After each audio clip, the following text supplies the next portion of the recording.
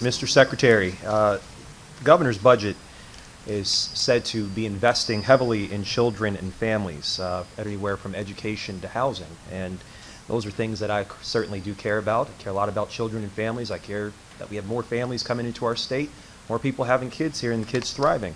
I do, however, take great offense, or I have major concern with the fact that the governor's budget proposed eliminating funding for various community grant programs, which of course support youth programs, teach economic empowerment, also give critical community services, whereas the schools cannot, and families are not able to do that.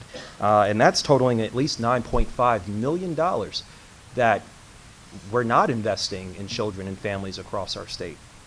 Some of them are in my district. I know they're in the district of many of my colleagues here. I just would like to know how the governor's budget, or how the administration rather, would will help communities make up for these losses. And were there alternative funding sources identified to help make up the loss?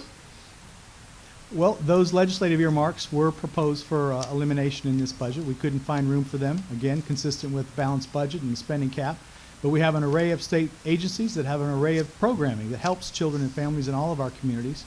And our municipal aid budget provides tremendous, which has, for general government purposes, has doubled during the Lamont years for municipal aid. So between the state and federal, the state and local programming that we have, we had an obligation to fund that and fund all of the benefits that children and families derive from that.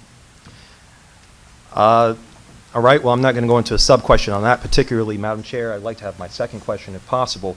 From children and families to young adults in our state, I'm also concerned about the significant reduction in higher education cuts that the governor is proposing. Fiscal year 26, $300 million.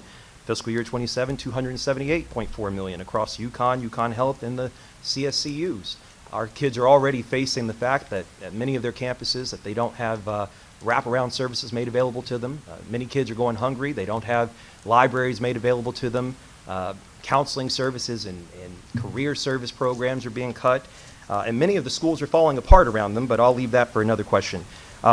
With the reduction that's coming towards higher education, Mr. Secretary, and many of the institutions are already facing major financial strain, how can how can we as a state expect for institutions to continue to operate at these current levels without any tuition hikes and or service cuts, further service cuts, quite frankly? The state's block grant is being increased in both years, 3% increase for both years for both systems, both CSCU and UConn. So it's not a cut in terms of the state's block grant. They did enjoy several years of one-time funding, which everyone knew was one time, that came from the federal government, the ARPA funding, and they could have and should have used those for one-time expenses. That's what you do with one-time funding. They have, both systems, reserves, enormous reserves of over $400 million in each system. So they also have, it's certainly in the case of UConn, additional sources of revenue.